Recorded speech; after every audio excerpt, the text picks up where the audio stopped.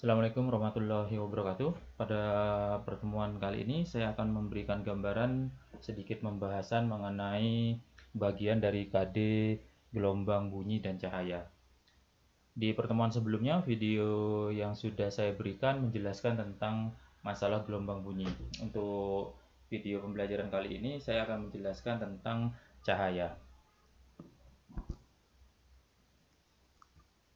Ruang lingkup materi yang sudah saya jelaskan di pertemuan sebelumnya akan saya jelaskan kembali bahwa di ruang lingkup materi cahaya kita akan mempelajari tentang spektrum cahaya, difraksi, interferensi, polarisasi, dan teknologi LCD dan LED. Akan tetapi di penjelasan video pembelajaran ini saya cuma menjelaskan spektrum cahaya, interferensi dulu, terus difraksi, terus polarisasi. Baik, di spektrum cahaya, di sini kita harus mengenal dulu apa itu spektrum. Spektrum itu adalah rentetan warna kontinu yang diperoleh apabila cahaya diuraikan ke dalam komponen-komponennya. Cahaya di sini yang dimaksud adalah cahaya yang bisa kita lihat atau istilahnya itu dalam fisika diistilahkan sebagai cahaya tampak. Ya, dan merupakan bagian dari spektrum gelombang elektromagnetik yang tampak dan bisa dilihat oleh mata. Radiasi elektromagnetik dalam rentang panjang gelombang ini disebut dengan cahaya tampak seperti yang sudah saya sampaikan tadi. Tidak ada batasan yang tepat dari spektrum optik. Mata manusia hanya dapat melihat panjang gelombang dari 400 sampai dengan 700 nanometer. Ya. Jadi ini gambarannya spektrum gelombang elektromagnetik secara lengkap. Jadi gelombang elektromagnetik itu memiliki beberapa spektrum dari sinar X, terus ada ultraviolet, ada cahaya tampak, infrared, ya, ada gelombang radio, gelombang TV, radar, ya, seperti itu. Jadi ini gambarannya dan di sini ada cahaya tampak yang bisa dilihat oleh manusia. Oke, ini gambaran lainnya seperti yang kalian lihat di sini lengkap, lebih lengkap ya. 1 2 3 4 5 6 7 ya, ada 7. Di sebelah kanan adalah gelombang elektromagnetik spektrum sinar gamma. Ya. Terus ada sinar X, ada ultraviolet, visible itu adalah cahaya tampak, ada infrared, ada microwave dan ada radio. Yang bisa kita lihat adalah visible yang bisa dilihat. Oke. Ya, di sini lengkap dengan frekuensi dan panjang gelombangnya. Ya. Di sini panjang gelombang terbesar atau yang paling panjang dimiliki oleh eh, radio, ya seperti yang dilihat di bagian atas ini. Sedangkan di yang terpendek itu adalah dimiliki oleh sinar gamma. Akan tetapi walaupun sinar gamma ini memiliki panjang gelombang yang lebih pendek, dia memiliki energi yang paling besar. Ya, sedangkan radio memiliki energi yang paling sedikit, paling kecil. Sinar gamma ini biasanya dihasilkan oleh atomik molekul. Ya, biasanya di reaksi fusi atau bom atom dan lain-lain sebagainya itu bisa menghasilkan sinar gamma. Dan karena dia energinya sangat besar, dia memiliki daya tembus yang sangat besar dan biasanya merusak jaringan partikel atau jaringan sel pada tubuh. Jadi ini lebih berbahaya. Oke, ini gambaran lainnya. Jadi kalau kita lihat, kita hanya bisa melihat cahaya tampak. Cahaya tampak yang bisa kita lihat itu adalah antara 400 nanometer sampai 700 nanometer panjang gelombangnya. Jadi cahaya tampak yang dikatakan cahaya tampak itu adalah cahaya yang bisa kita lihat, yang bisa kita amati sekarang. Dan cahaya ini bisa diuraikan atau didispersi menjadi warna pelangi yang kita sebut dengan Magico Hibinio. Ya. Di sini saya juga menjelaskan tentang sifat gelombang cahaya yang di dalamnya termasuk materi-materi yang akan dijelaskan. Yang pertama adalah dispersi cahaya. Apa itu dispersi? Dispersi ini adalah penguraian. Jadi cahaya tampak yang kita lihat itu tidak berwarna terang, itu yang disebut dengan cahaya polikromatik. Sedangkan pada waktu dia dispersi, diuraikan, biasanya terjadi pada peristiwa pelangi, itu akan diuraikan menjadi cahaya monokromatik, cahaya satu warna, Magico Hibinio. Ya, kita bisa melakukan penguraian ini dengan menggunakan alat yang namanya prisma. Contohnya ini. Jadi cahaya putih kita mengandaikan cahaya putih, menyebutnya cahaya putih biar lebih mudah. Di sini masuk ke prisma, dia akan dibiaskan. Nah, ini kan diuraikan sesuai dengan panjang gelombangnya. Ya, Mejiku Hibiniu. Jadi ungu ini adalah yang paling bawah, sedangkan merah itu disimpankan yang paling kecil. Ya, ungu memiliki panjang gelombang yang lebih kecil dibandingkan merah. Merah itu memiliki panjang gelombang yang lebih besar dibandingkan ungu, sedangkan energinya semakin ke bawah ini memiliki energi yang paling besar. Sehingga pada waktu kita memiliki api dengan warna biru keunguan, itu berarti api itu memiliki energi yang paling besar, atau bahasa gampangnya adalah panas, lebih panas dibandingkan kalau cahaya api itu adalah merah atau orange atau kuning.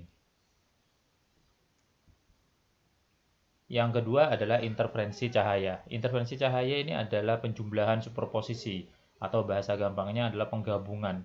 Ya, superposisi itu adalah penggabungan, akan tetapi kalau interferensi itu adalah penggabungan cahaya dua atau lebih dan akan menimbulkan gelombang yang lain. Dalam proses interferensi ini cahaya syaratnya sumber-sumber cahaya tersebut harus bersifat koheren.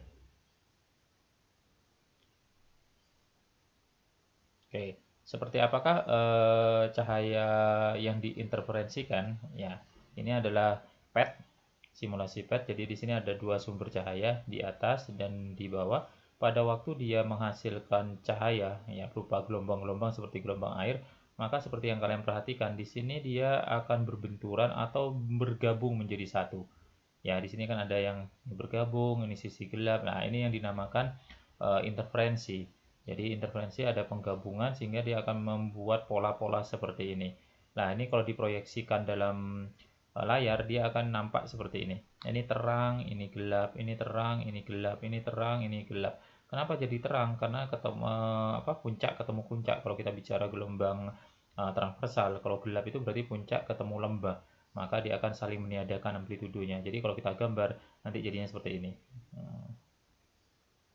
Ya, ini adalah terang, ini gelap, terang, gelap, dan seterusnya. Oke, ini tampilan interferensi pada kisi difraksi. Kisi difraksi ini adalah alat yang digunakan untuk menghasilkan atau sebagai media celah yang banyak. Jadi ini namanya kisi difraksi, yang warna hitam ini namanya adalah diffraction grating. Nah, ini di sini celah.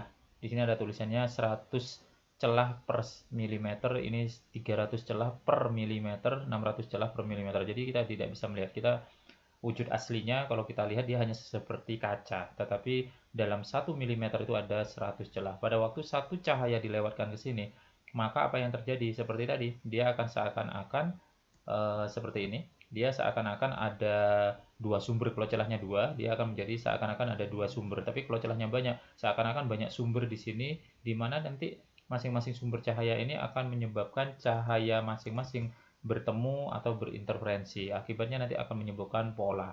Ya. Nah, cahayanya seperti ini nanti jadinya. Ada yang terang, di sini terang, terang. Ya, di antaranya ini kita sebut dengan gelap. Ya. Jadi proses penggabungan seperti itu yang kita namakan sebagai interferensi. Oke, jadi secara matematisnya kayak gini. Kalau ini celahnya ganda, celah ya ini celah ganda atau celah dua atau percobaan yang di sini ada dua celah sehingga nanti dia akan membentuk pola. Ya, ini adalah terang, ini gelap, terang, gelap seperti ini, seperti cahaya yang tadi. Nah, di sini jarak antar pola ini kita ukur atau kita simbolkan dengan besaran Y. Macam-macam, ada kadang-kadang L, sedangkan jarak antara layar kalau di sini disimbolkan dengan L besar, sedangkan ini adalah sudut. Sedangkan kalau kita perhatikan antara sinar atas sama sinar bawah ini ada sedikit perbedaan panjang, sehingga nanti kita bisa mencari besarnya panjang gelombang dari merumuskan atau menjabarkan bersama matematis dari kegiatan eksperimen ini. Nah, sedangkan D di sini adalah jarak celah atau jarak sumber. Nah, dari sini kita bisa mendapatkan persamaan D sin theta sama dengan M lambda. Sedangkan untuk sudut yang kecil, D sin theta-nya itu akan sama dengan tan theta, sehingga D sin theta-nya itu sama dengan Y per L. yaitu tadi jarak antar pola, L ini adalah jarak ke layar, sedangkan M ini adalah ordenya. Orde itu maksudnya terang keberapa, karena seperti yang kalian perhatikan di sini. Ini kan ada, kalau kita lewatkan cahaya di sini, ini akan menjadi terang yang pusat, ini namanya terang pusat. Nah, ini nanti ke kanan ini ada terang pertama, ke kiri ada terang kedua, dan seterusnya. Jadi kalau kalian perhatikan, kalau kita perhatikan di sini, nah ini terang pusat, terang tengah. Setelah ini namanya orde 1, ini orde 1, ini orde 2, ini orde 2. Nah, jadi seperti ini, sehingga nanti kalau kita turunkan lebih sederhana lagi. Untuk sudut kecil dy per L sama dengan M lambda untuk terang, tapi untuk gelap dy per L sama dengan M min setengah kali lambda.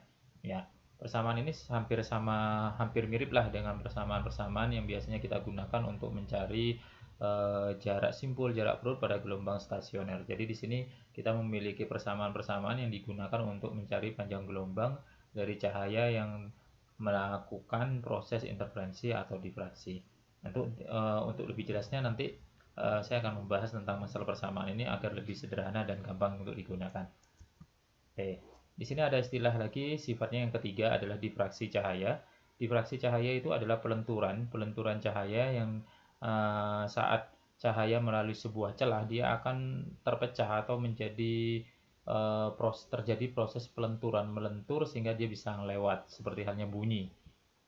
Ya, di sini ada beberapa difraksi pada celah tunggal, jadi celahnya cuma satu. Nah, jadi jadinya seperti ini. Jadi ini cahaya, celahnya kecil satu, maka nanti dia akan terdifraksi dan dia akan menjadi seperti ini. Ini polanya. Sebenarnya pola ini pola yang terbentuk karena interferensi, sedangkan difraksi itu hanya terjadi di sini, di celah ini. Oke, nah seperti ini. Jadi proses difraksi itu ada dirinya di sini. Nah, sedangkan pola ini terbentuk karena proses interferensi. Jadi kayak interferensi difraksi itu kadang-kadang adalah suatu hal yang tidak bisa dipisahkan. Ya, ini ada persamaannya juga untuk menentukan panjang gelombang dan besaran-besaran tertentu. Nanti saya bahas di video selanjutnya agar lebih mudah. Ya, selanjutnya adalah difraksi pada kisi. Nah, kisi itu adalah media atau medium yang kita gunakan untuk menghasilkan celah yang lebih dari dua, celah banyak. Kita sebutnya celah banyak. Oke. Apa yang terjadi pada waktu cahaya itu dilewati pada kisi? Kalau cahaya itu bukan cahaya polikromatik atau cahaya cahaya warna putih ya, dia akan lewat sini, maka yang terjadi seperti ini. Ini cahaya yang putih terus dia terurai, Mejiku Hibiniu seperti ini. Ini kalau cahaya putih. Tapi di kegiatan eksperimen lab biasanya kita tidak menggunakan cahaya putih tapi menggunakan cahaya monokromatik. Warna laser biasanya merah, biru atau hijau. Jadinya seperti ini. Jadi nanti dia melewati kisi, maka terjadi terang pusat, ini orde pertama atau terang pertama, di bawah ini orde kedua atau terang kedua, dan seterusnya. Sama dengan kegiatan eksperimen ini. Nah, nanti kalian bisa melihat kegiatan eksperimen untuk percobaan kisi difraksi di YouTube di link di bawah. Oke, silakan diamati, dipelajari. Seperti inilah kegiatan eksperimen kalau kita melakukan kegiatan pembelajaran secara luring atau tatap muka.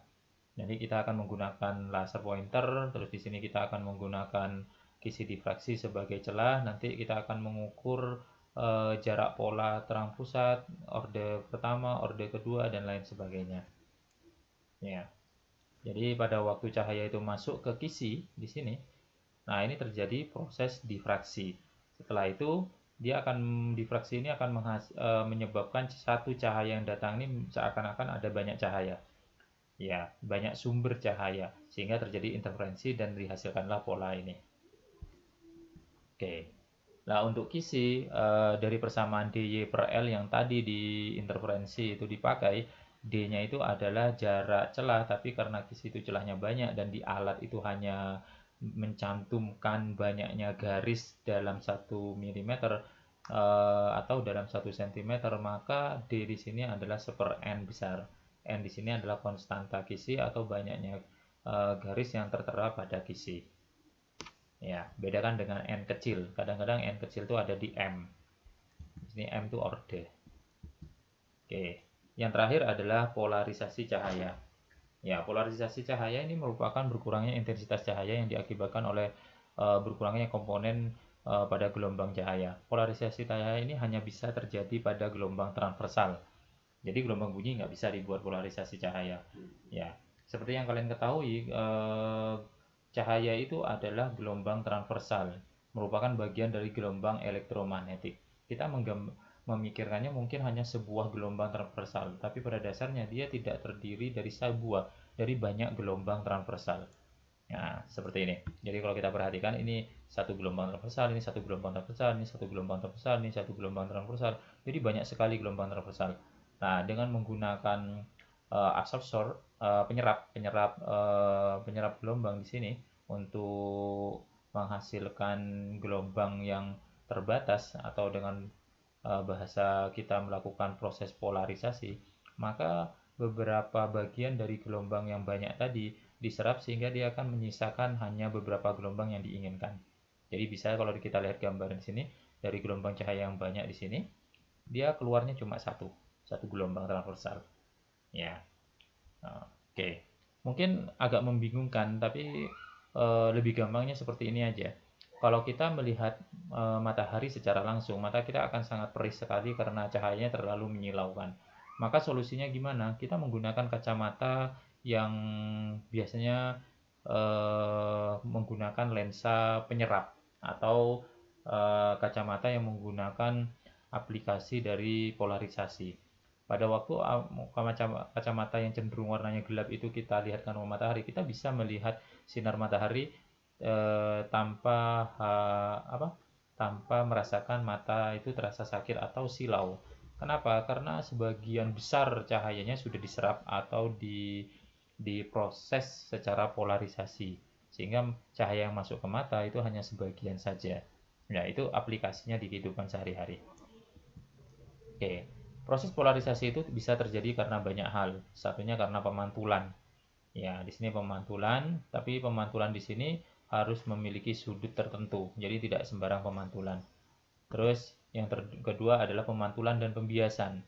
Nah, kalau ini biasanya dilihat di kamar mandi mungkin. Kalian kalau ada kamar mandi terus ada lubang anginnya, terus ada cahaya masuk, biasanya ada sebagian cahaya yang terpantul ke dinding ke atas, atau atap, atau ada cahaya yang dibiaskan ke bawah. Ini proses pemantulan dan pembiasan. Nah, padahal kan ada satu sinar ya, satu sinar datang, satunya dipantulkan, dibiaskan. Berarti kan ada sebagian bagian dari sinar itu yang dipantulkan, ada sebagian dari bagian di sinar itu dibiaskan. Proses ini adalah proses polarisasi juga.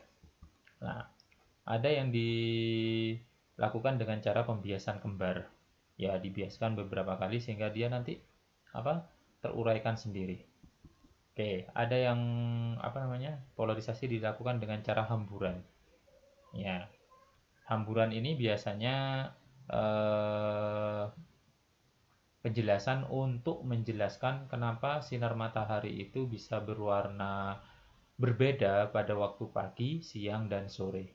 Ya, padahal mataharinya adalah matahari yang sama. Ya, ini penjelasannya karena ada proses hamburan. Silahkan di literasi sendiri apa itu hamburan. Terus yang eh, terus selanjutnya itu adalah polarisasi dengan menggunakan alat, ya, polarisator. Oke, jadi ada alat polarisator untuk membuat proses polarisasi ini terjadi. Ya, terus dengan menggunakan absorpsi selektif, ya, polarisator juga. Ya, jadi nanti akan masuk, diserap sehingga cahaya itu akan berkurang dengan sendirinya. Ya. Nah, dari sini nanti kita memiliki hukum malus tentang polarisasi cahaya. Oke. Jadi ada beberapa sifat tadi yang sudah saya jelaskan berkaitan dengan cahaya. Yang pertama adalah cahaya itu bisa didispersi, bunyi tidak. Cahaya itu bisa diinterferensi, bunyi bisa. Cahaya bisa didispersi, didifraksi, bunyi juga bisa. Cahaya bisa dipolarisasi, bunyi tidak bisa. Ya, jadi ada beberapa hal yang dimiliki oleh cahaya, ada beberapa hal yang dimiliki oleh bunyi. Jadi inilah sedikit penjelasan atau sedikit gambaran tentang pokok bahasan kita tentang cahaya. Silahkan dipelajari ulang atau dipahami. Jika kalian belum paham, silahkan ditanyakan di grup.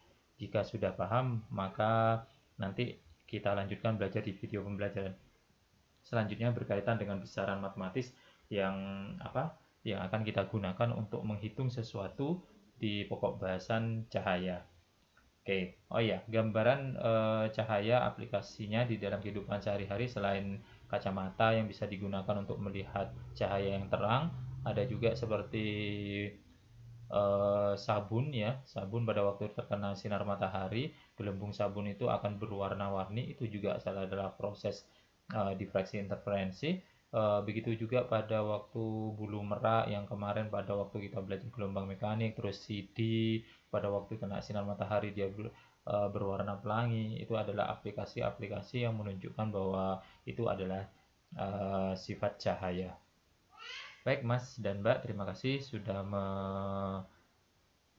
mendengarkan video pembelajaran ini dengan tuntas. Untuk mengecek kalian sudah sudah memahami atau mendengarkan video pembelajaran dengan tuntas ini, saya akan memberikan beberapa pertanyaan. Yang pertama, sifat apakah yang dimiliki oleh gelombang cahaya tetapi tidak dimiliki oleh gelombang bunyi? Pertanyaan 1. Pertanyaan 2, apa syarat terjadinya interferensi pada cahaya? Oke. Yang ketiga, sebutkan contoh aplikasi dari dispersi cahaya, interferensi, difraksi, dan polarisasi, masing-masing satu dari masing-masing sifat itu di dalam kehidupan sehari-hari.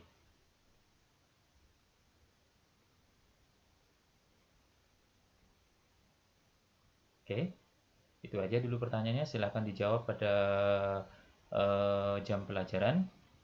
Sekian dari saya. Assalamualaikum warahmatullahi wabarakatuh.